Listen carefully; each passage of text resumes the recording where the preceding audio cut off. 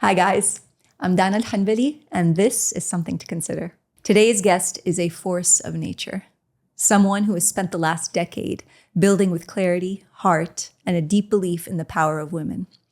Wafa Al Obaidat is the founder and CEO of Playbook, a digital edtech platform and global network helping women thrive in leadership, business, and beyond.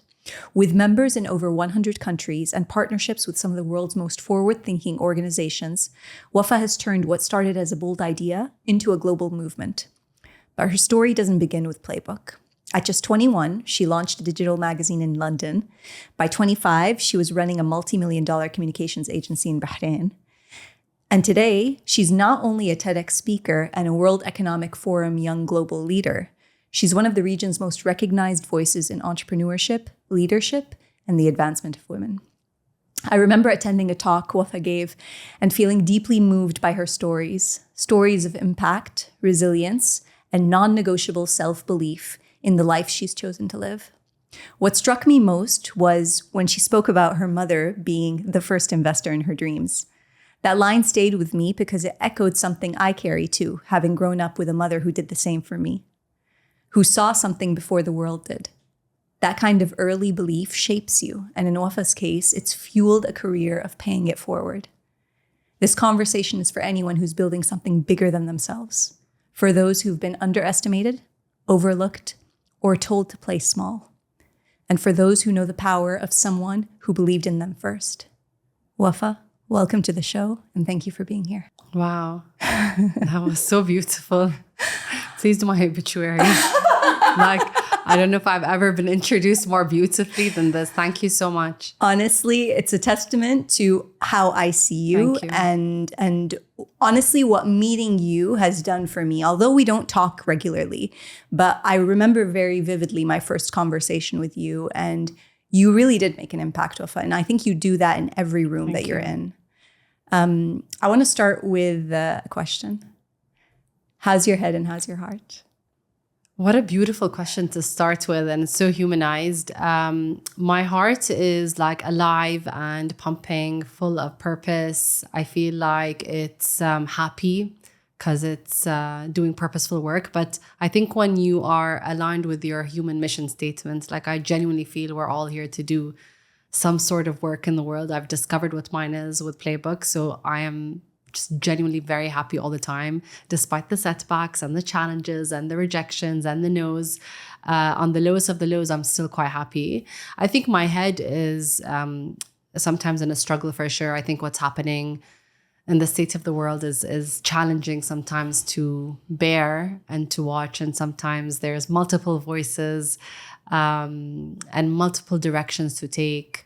And I wonder sometimes if what I do is meaningful when I see certain images online, or when you see what's happening just in terms of the challenges that we're, obviously viewing. So definitely my head sometimes can go into a dark place, I guess. But just finding the balance is important. So very, very full heart, and sometimes a head full of questions and answers that I'm looking for.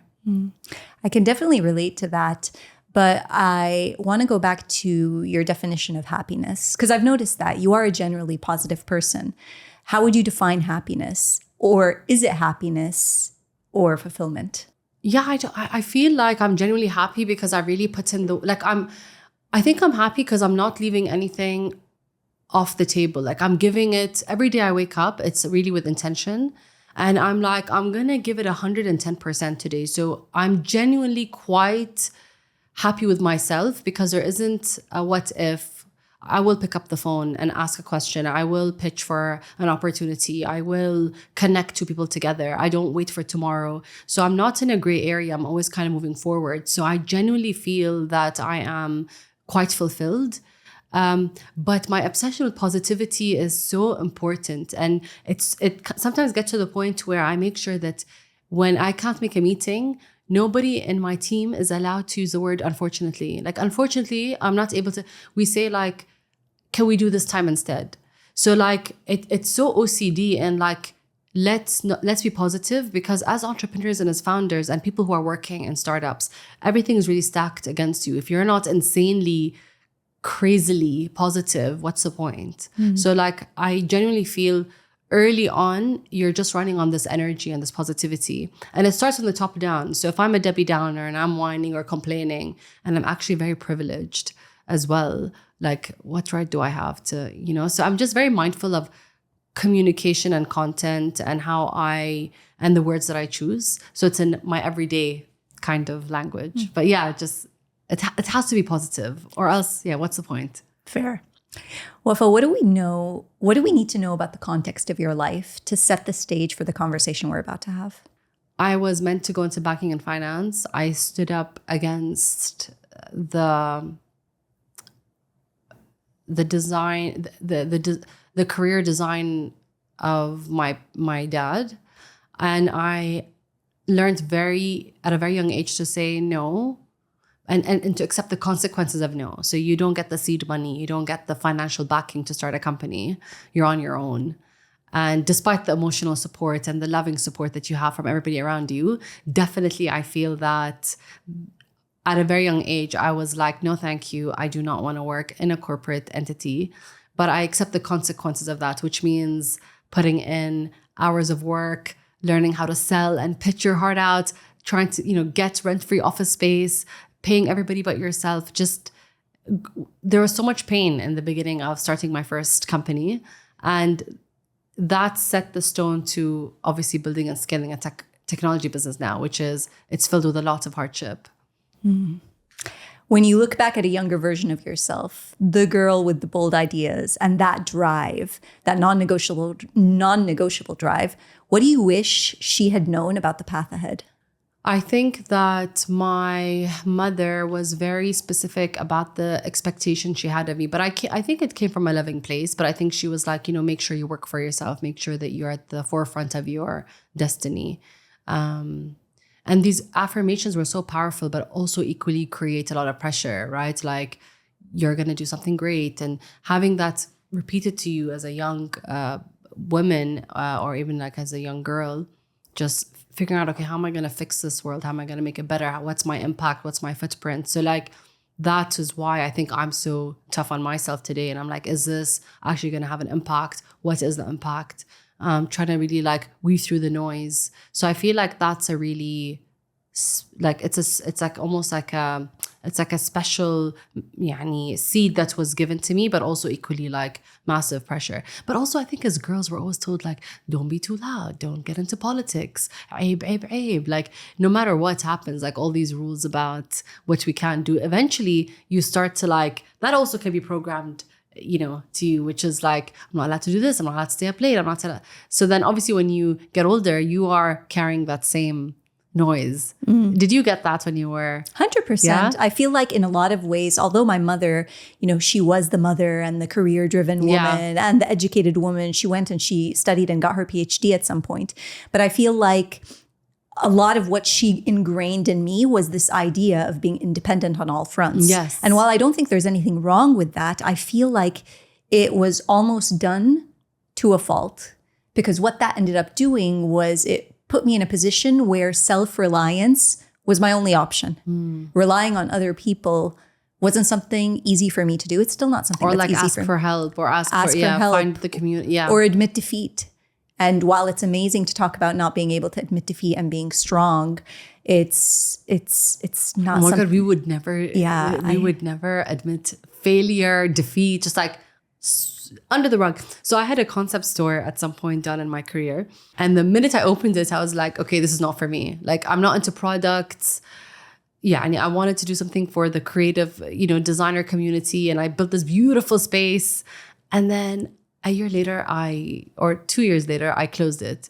And I wrote a post about it, and it just blew up, but not in a positive way, not like embracing failure. I was like, oh my God, why'd you close it? What happened? Such a negative, like I went down a negative, like instead of it being an uplifting thing where I was like, I figured out what I actually don't want to do, it became like this whole thing around the failure.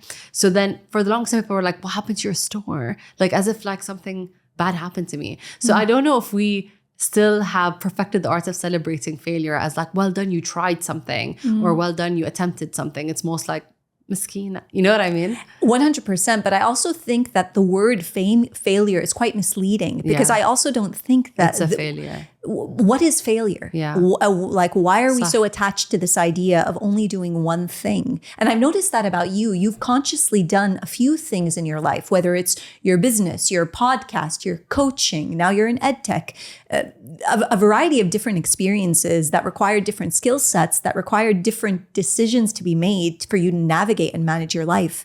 And honestly, I feel like it takes a certain level of courage to be able to do that. Where do you get that courage in a world that tells you, La, this is the role that you play, especially as a woman who is married with children? Yeah. You mentioned something earlier about the pursuit, like the pursuit of ... But like, I think I've always been on a pursuit of purpose. And what I think I realize is at every age group I change and I evolve. So what I wanted in my 20s was financial independence, owning a company, having a sustainable company. So I had my brief. And then I ended up working and scaling a communications firm. But did it give me joy? No. Did it give me happiness, a sense of purpose? Absolutely not. So then the questions in my 30s were very different, which is, okay, how can I work remotely where I'm close to my children, but I build something with impact? That's also sustainable. So the brief became more specific. So I've committed myself to a journey of pathfinding. And how do you figure out your right path unless you try a whole lot of stuff to figure out? And every time I tried something and I would commit to it and I would become an expert at it, like the podcast, like I became good at it and I figured out how to monetize, which is a whole other animal, by the way. But I was so determined to like, is this path for me? And then I did that for a while and then realized, okay, I've met everybody I wanted to meet. Okay, now what's next? So I think even the concept store, I had this idea, should I do it? You know what, let me try. And I was a big failure, but also such a gift to understand that, okay, product and design, I'm not in my zone of genius. So I walk away from that, but I will never be stuck. I think if you want, like just leave me in a gray area. Like I need to be moving forward. Like what's next? Which is why I think Playbook is fulfilling all my needs because it's such a big challenge. How do you scale this business by 30% quarter on quarter? How do you go from 10,000 members to 30,000 members? How do you create even more impact, right? So like it's so exciting. It's so rich in its challenge. Yeah, and its experience and its challenge. Yeah. I totally get that. But isn't there a slight sense of exhaustion? Yeah. And then I get to travel and meet the most amazing people. And I get to see our network grow legs in countries around the world. And I get to hear the stories of how different women found each other, who've received investment from the space that we've created, both online and offline. But the funding they've received, the internships that they've received, the jobs. And we also have such an incredible scholarship program.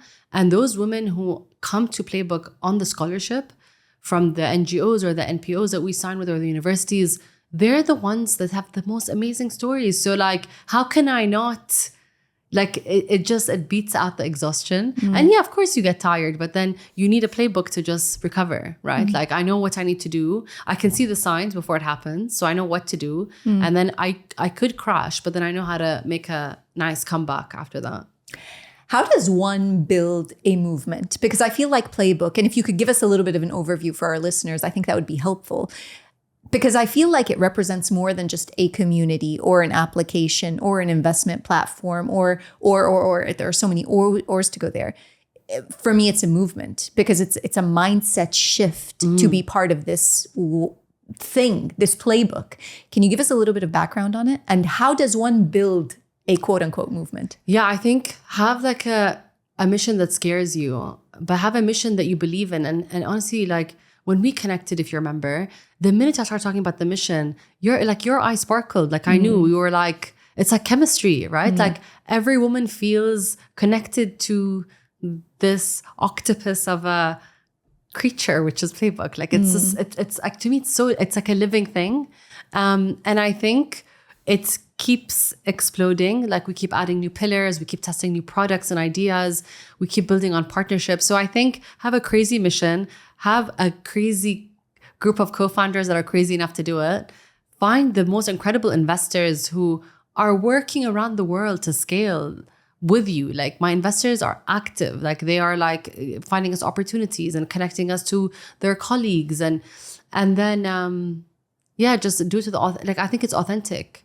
So I don't know if I have to try so hard. Honestly, everybody, yesterday, you know, we attended this experience together in Dubai, and that you heard Hasleen, she hosted us in her beautiful home, and she just said, like, guys, like, get behind this, like, and you felt it was genuine, like, she's invested, she's a member, she's hosting, and she's like we have to collectively get behind this. So I love it because it's like, it's become bigger than me, I think. It quite literally was a manifestation of this idea that we aren't competing, we are collaborating. Yes. And it really kind of showcases and proves what happens when you put women in a room together with a purpose.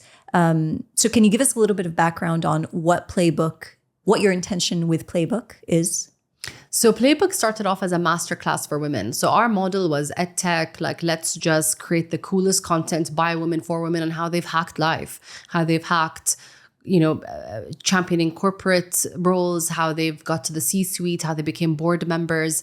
All the data shows that we were not having enough women leaders in global companies, and there's a massive gender gap, 257 years to close it. MENA has one of the biggest gender gaps in the world. We're 8 out of 10 of the worst areas in the world with the biggest gap, purely because we don't have enough women in leadership positions.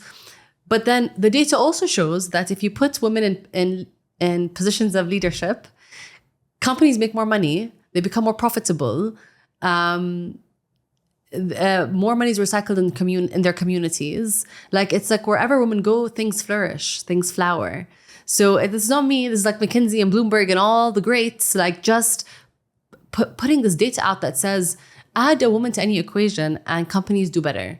And the country does better. It's like the largest untapped resource in the world that can activate economies and countries, right?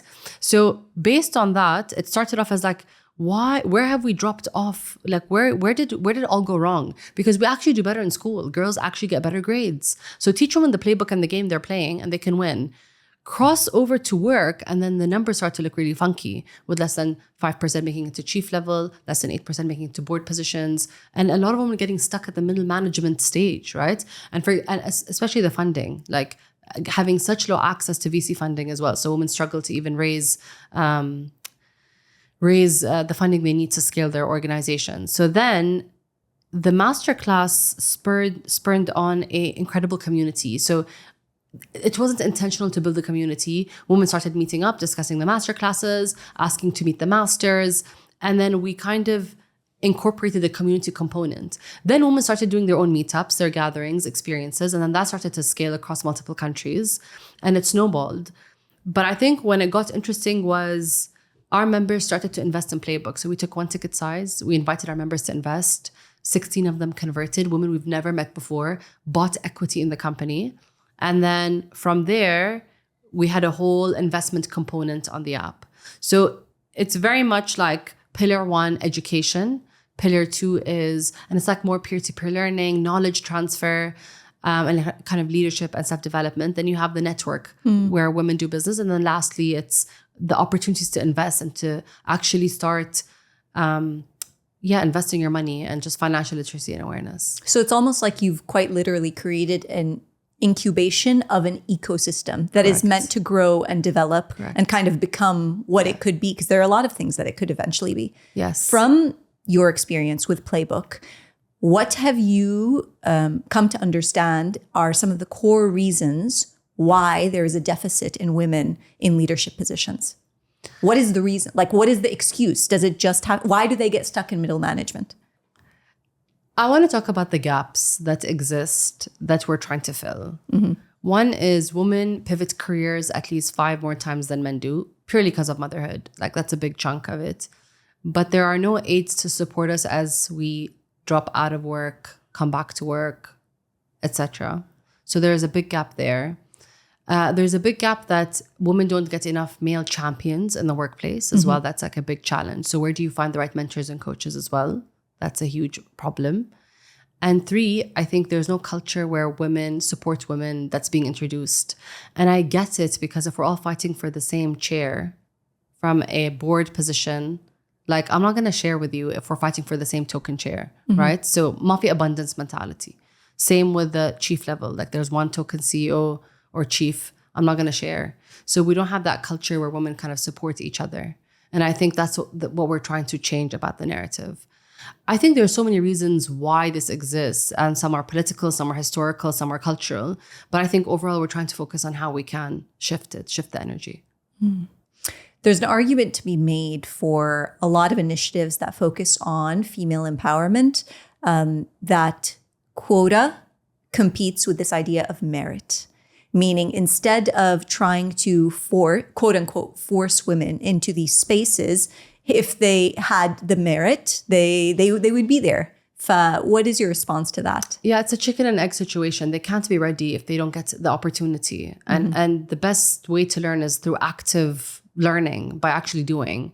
I obviously am a big believer in merit first and foremost, but I also do believe in quotas. I do believe some space needs to be created if we want to fast track closing the gender gap and changing the game.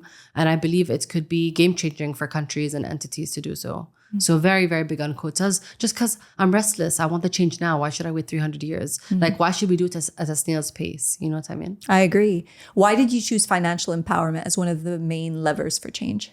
So the beauty of Playbook is the community guides us. So our biggest corporate partners are mostly financial. People started investing because they watched the Amal Dukhan masterclass on angel investing. We raised from our membership community, and a lot of the women just wanted to understand, what is angel investing? How can they get into that space? So a lot of it is like educating them, and then they feel confident enough to place a ticket size to invest. So I really do believe that you can't build a more equitable world or level up the playing field if you don't also give women the tools to actually collectively have power over their finances. And I think that's a signal. I think you can change things, you can change laws, you can lobby for things, you can get behind the right causes when you have the right funding. So it all goes, I think, extremely hand in hand. But we did a couple of financial literacy workshops and they boomed. So we go where the metrics tell us to go. So just much more now harping on the financial education. You're always content. listening. Always. I would also say that you operate in an industry that wasn't exactly built with women in mind. How have you maneuvered in these spaces that didn't necessarily see you as the blueprint? So the most progressive leaders and organizations know the data. Women's wealth is going to outpace men's. So the data is very clear that women are going to inherit a lot of money over time, but no one is teaching them the fundamentals on how to invest. So the money kind of sits there, losing value. So, but at the same time, the financial space has never addressed women, right? Like from the top down, they're not pitching to us. They don't speak our language. They don't understand our investing mandate and what excites us. They don't understand our love for impact investing, purposeful investing. They don't get it. So like, it's strange because they're missing out on a huge opportunity. So the very best leaders have realized this and are partnering with us because they believe that women should have the opportunity to invest even at lower ticket sizes. So they need more customized products for them. They need to play a big role in the education part to make education fun, to simplify it. I did a workshop yesterday on personal finance, and I told the instructor, like, you're teaching us money, but the feminine way. Like it's always been so masculine, and I just felt like she spoke my language, and she also gamified it. It was so fun. So I think that there's a whole other way of teaching women about finance that we're trying to tap into. Do you think you've had to work harder to be taken seriously? No. There's a specific story you told back at the Arab Child Summit that had to do with you being in a room of all men. Yes. And you almost welcoming this idea of being underestimated. Yes. Do you remember that story? I don't remember the story. Do you want to remind me of the story? I don't remember the details of the story, but yeah, I actually don't remember the story too. There was so much impact around this idea of you're someone who welcomes being underestimated because you know what you bring to the table, because you consistently bet on yourself. Yes. Where does that non-negotiable self-belief come from? I think it comes from a principle that if I don't have this insane belief in myself, like me, if I don't get behind myself, why would anyone bet on me? It doesn't make any sense. I'm out there like pitching for opportunities and business, and I'm trying to convince people to not go work in a safe corporate job, but work more hours for less money with me. Where am I gonna have the guts to do that? How can I be authentic, aslan, to myself if I don't get behind myself 1,000,000%, if I'm not my biggest fan, if I'm not my biggest cheerleader? So before anyone comes into the picture, it has to be me. So I think I remember the story now, but I welcome the rejection, or I welcome the feedback, because I feel like only time will tell if I was right all along. Does that make sense? But I can get behind myself, but I also have to do the work. Mm-hmm. So as long as I show up and I do the work, but I come back with actual numbers and data to back up this insane belief, then I think, and as a manifester, I believe this is the path that I'm on. So I don't take things personally. I don't get upset. Bil'aks, it's okay. Today it's a no. Tomorrow it's a not yet. So, or I've made a new friend, or I've made a new mentor. So bil'aks, I don't feel like I necessarily have to prove myself, but I feel that I am my biggest ظهر يعني. How has your relationship with both your father and your mother shaped that? So my father is a disciplinarian. He's tough as nails. He is very black and white. He's very risk averse. But he also is very inspiring in his own way and in his own story. Because my dad was a big wall, just, I think his love language was, I want to protect you. So like, I think this is the best life for you. And he's a manifester too. So he'll want to like, you're going down this path. And on the flip side, you have my mother, who is extremely creative, extremely spiritual, extremely positive. And I think my mother was like, I'll get behind you, whatever you do. So I had both ends of the spectrum. And in many ways, my dad would really challenge me. And you really even at a young age, you have to learn how to negotiate and talk back and know how to communicate quickly. And then on the other side, you have this force of nature that was like, gave you wings. So I think that gave me resilience. I could be assertive, and I knew how to stand up to myself. I knew how to stand behind my beliefs, my ideas, and I equally could influence, inspire. So I think they really complete me. Like, you'll see two sides of me, and I think that's what we take the best, sometimes the worst of each. But I feel like I took probably the best of both. That's beautiful. That sounds really beautiful. Was there ever a moment personally or professionally where you questioned if all this was worth it? Yeah, all the time. Tell me about that. So I think in my early 20s, I questioned it when all my incredible friends were buying their first cars, getting their first corporate jobs. And I remember I didn't even have like 20 dinar. I didn't even have 20 dinars to get out of the parking lot of the building I was in, because I left my car in the parking. There was no parking in my building. It's the most beautiful building in Bahrain, but you pay for the parking. And I didn't have like my rented parking. So just like, what is this? Like, what's happening? And just being so proud not to ask anybody as well, right? So yeah, there were moments where I was like hustling between meetings in August at like, it was like 45 degrees and just like, shad dini.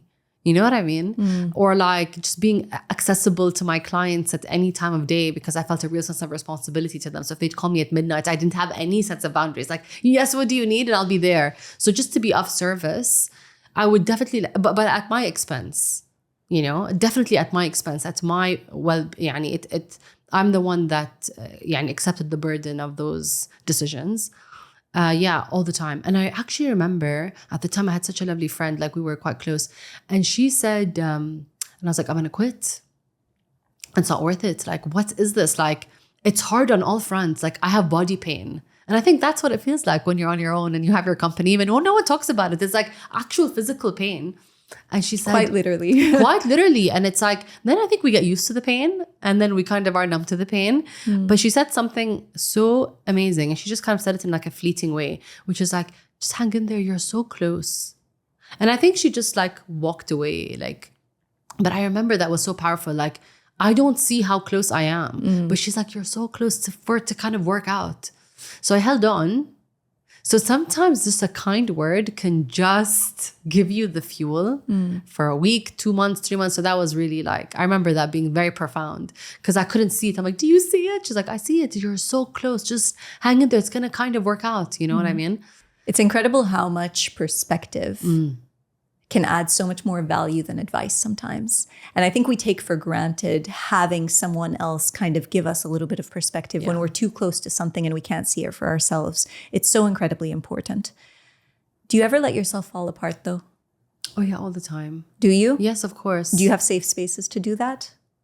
Yeah, but again, maybe this is me being hard on myself. I don't like to whine a lot. Like I don't, even when I'm on my own and I'm having a moment, I'll take a moment.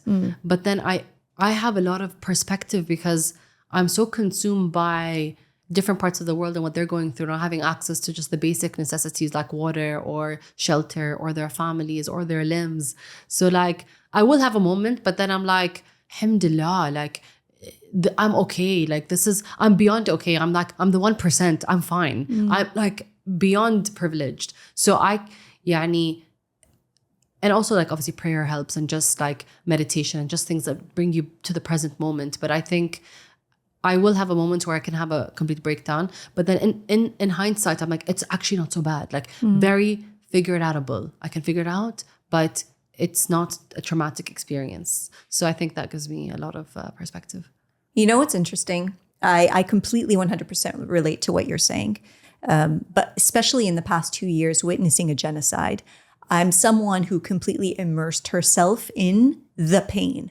I made a choice to not look away, to feel. I cannot tell you how consuming that was for me. And I cannot tell you how much people who loved me tried to encourage me, told me, Dana, you need to stop. You need to snap out of it.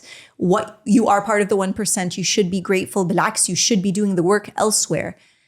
But you have no idea how powerful what I emerged as a result of letting myself go through those 2 years has been.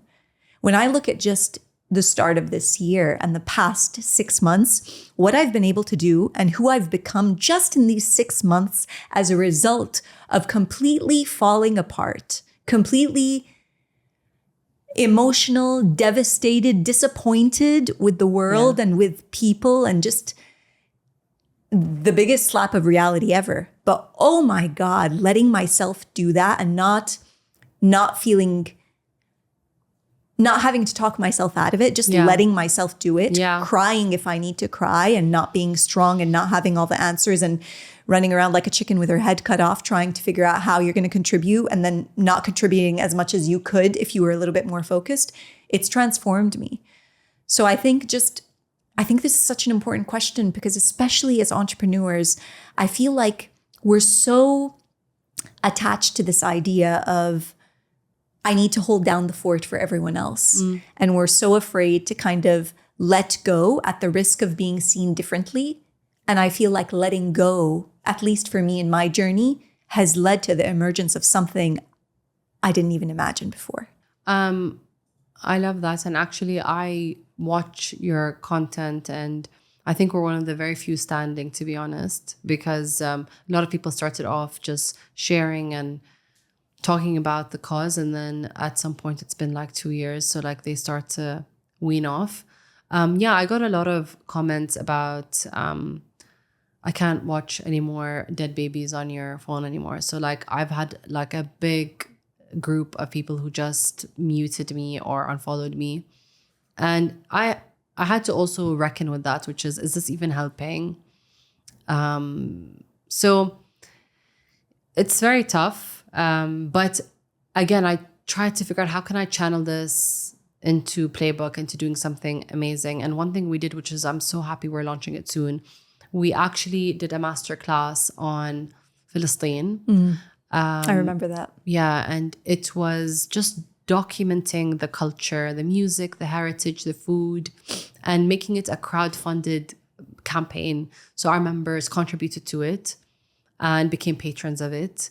We flew this amazing speaker, Maysoon, to Bahrain, and we did a beautiful masterclass, and we're launching it with a whole experience and a talk, and just to also raise more awareness. But to me, it's like, what can I do? I'm in the space of edtech and community and media and storytelling and a movement, like you said. What can I do with my people and my tribe and my community? And the first thing to do is to document what's being lost, what they're trying to erase. So here's this capsule, and done in the most beautiful cinematic way that will be on our platform forever for anybody to watch. So I think that's how we are contributing to it. I love that. And thank you for doing that. Thank you. I think, look, at the end of the day, I reference this story specifically to land on a point. Pain, equally as just like hard work, is an opportunity to gain an immense sense of perspective. And I feel like perspective is so important in navigating life's challenges, good and bad. And I thought it was worth mentioning because it's something to consider. Thank you. Playbook is about women taking ownership of their narrative. What part of your own story have you had to reclaim? I don't know if I reclaimed it, but I think the most challenging experience I've had as a woman is I've had 2 miscarriages. One of them was super dreadful. And that was a very traumatic experience for me. And I had to learn how to deal with grief. And first of all, taking the fact that I could be a mother for granted. And everyone gets pregnant and everyone has a baby, and just not being kind to myself, not being mindful, not listening to my body actually at all, and just like being mean to it, just like powering through. And I feel like our body keeps score and communicates and says things like stop, and I'm not comfortable, and you need to relax. And I just kind of push through the noise, like it's fine, let's just power through. And I think my body said enough in the most painful way possible. Like, this is not cool. You're not doing a good job of taking care of yourself, or clearly of, the baby that I was supposed to have. And I think that, like, reckoning with that, but reckoning with what led me here, where I completely muted so now actually, like, the biggest gift is learning how to lead with intuition. So I'm always listening to myself. Do I want to do business with this person? Is this person someone I want to hire? And it's just energy now. It's just being led by intuition, being led by my gut, by my inner voice, which is super loud, super clear, super on point. And I just follow that direction. And I always say, like, I feel like it's very heebie-jeebie, but like, I feel like I'm a vehicle, like I'm doing the work I'm supposed to be doing, but like I am, like, it's, like my mom says, it's like a download, like from up above. But like, I just feel I'm meant to do this work, and I'm listening to the cues, and I'm just powering, like going through what I'm meant to do. So I think the story I had to reclaim was, I did a podcast episode about the miscarriage, which a lot of women listened to, and a lot of women who had miscarriages couldn't go through with it. They said it was too hard, and I understand. But what got me through my miscarriage was other women just saying, I've been there, you'll be okay, sharing their stories. Even like, I remember when I woke up from the surgery, the nurse was like, me too, just like a squeeze of the hand.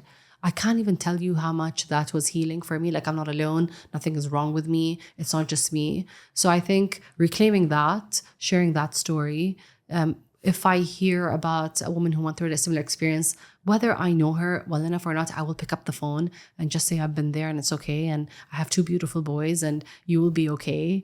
Just trying to pass it on. So I think that's something that I took back, and I learned how to be, ask for forgiveness for myself, but also to be kind to myself. I think that's something I don't get to talk about a lot, but I think it's very important. Thank you for sharing that. Thank you. God, Wafa, how do you do it? What does balance look for you? What does balance look like for you right now in your life? Balance looks like for me, like a complete, like fully immersed routine work week to the best of my abilities. Like, I'm all in, but then I'm also all in on the weekend with the kids. So like, I will not look at my email or Slack or my phone, and I'll just try to be mom. So my kids know that they get me totally undivided for full 2 days, and then I'm back to the grind on Sunday. So that gives me a lot of energy and balance. I have a formula, so I know like I need to be social once a week or once every 2 weeks. And if I miss the boat, then I start to lose my mind. So I know like, oh, I haven't hit my social experience gathering. So as long as I hit my, as long as I hit my checklist, I'm good. I know I need to work out 4 times a week, 2 indoors, 2 outdoors. So as long as I do it, Dana, I'm fine. I think the challenge is when I skip something and then I feel off and I'm like, I'm spiraling. What happened? It's because I missed my workout or I need to see my girlfriends. I just need a bit of balance. So I have an idea of what balance looks like for me from so many experiments and pitfalls. So I try to maintain that. But I do the usual stuff like everyone. Like every other woman, I do the journaling, I do the meditation, I do the affirmations every morning. I do the workouts. So they actually work. Like as cliche as it They sounds, do work. my life when I don't do them Yes. consistently is less mess. fulfilling It's dark. and messier and darker Yeah. than when I do. Like Yeah. I again, as cliche as it sounds. One thing I want to go back to, you talked about this idea of consciously creating boundaries to not fall into the trap of saying yes too much or doing things that don't make you happy or fulfill you. How have you created those boundaries, Wafa? Because that's quite difficult to do, especially when you're building a community and your community is very reliant on your energy as the founder. So I still struggle with this. I'm such a people pleaser. I feel like I'm a public servant and I want to be of service to everyone, especially my stakeholders, which are my community. So I'll always take a meeting, I'll take a call, I'll take the voice note. If someone needs something, I'll kind of drop what I'm doing to support them. I think how I've drawn boundaries is I still work from home, and that's a non-negotiable for me. So I've saved like 2 hours of travel time that I can spend with my kids. And because I tend to not be so kind to myself, I get to like have balanced meals at home and just be under the air conditioning, like just be in like normal circumstances, right? Like not in the Gulf heat in the summer. But I think working from home is a huge way that I've created a boundary. I also can get distracted and help everybody in the office when I show up. So I have like obviously the 2 companies work side by side. So I'm a fixer. So if I show up to the office, it's like, oh, we need help. So I don't even end up doing my work. So like my biggest boundary is, guys, you should be able to like thrive without me. And we should be able to work remotely without anyone being attached to me or me attached to them. And that's been the best way for me to create, like that's the game changer.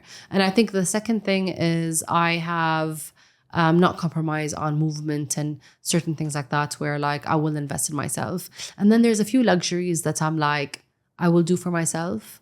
So I will take like a couple of hours every month to like go to the beach and by myself.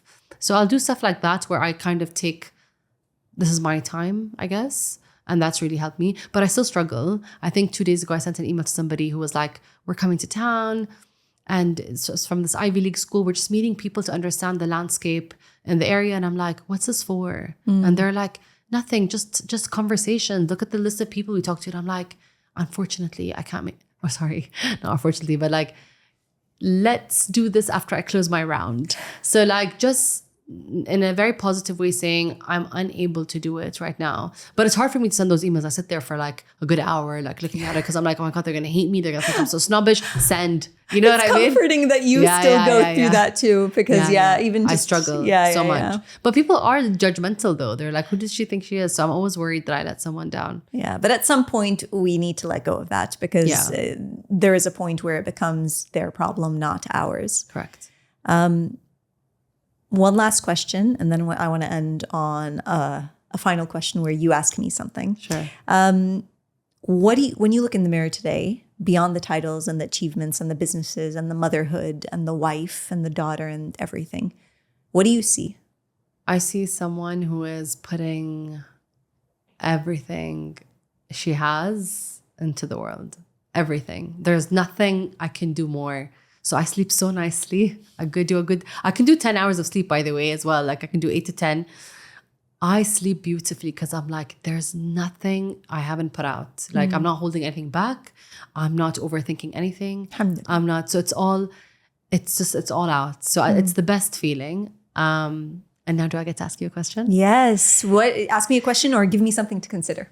I would love to ask you a question, actually. You've been doing this for a while, like meeting these amazing people and having these very rich conversations. What's one thing you've learned from all these conversations? Or like the common thread? Oh, wow. That's such a great question. Summarize it in just one. Oh my gosh. I think about this all the time. And honestly, the common thread, although so many people frame a lot of the common thread of the people that have been on the show to be linked to entrepreneurship, meaning their achievement, their external achievement. But honestly, what the link has been is that they understand, or at least have come to terms with the idea that they do not have all the answers. And there's a profound humility in adulthood and being able to sit in this vulnerable place and not have all the answers and be willing to talk about it. Even if it's masked by kind of the story you tell about your external achievements, it always lands at this space where uncertainty is that common denominator. And whether you're comfortable or uncomfortable with it becomes the conversation, or at least a lot of the experience shares that are put forward as part of the conversation. Wow. Wafa, thank you for summarizing all your podcasts in one sentence. You're absolutely welcome. Wafa, thank you so much for being on the show. It was such a pleasure. Like, I'm so happy I have you in my life.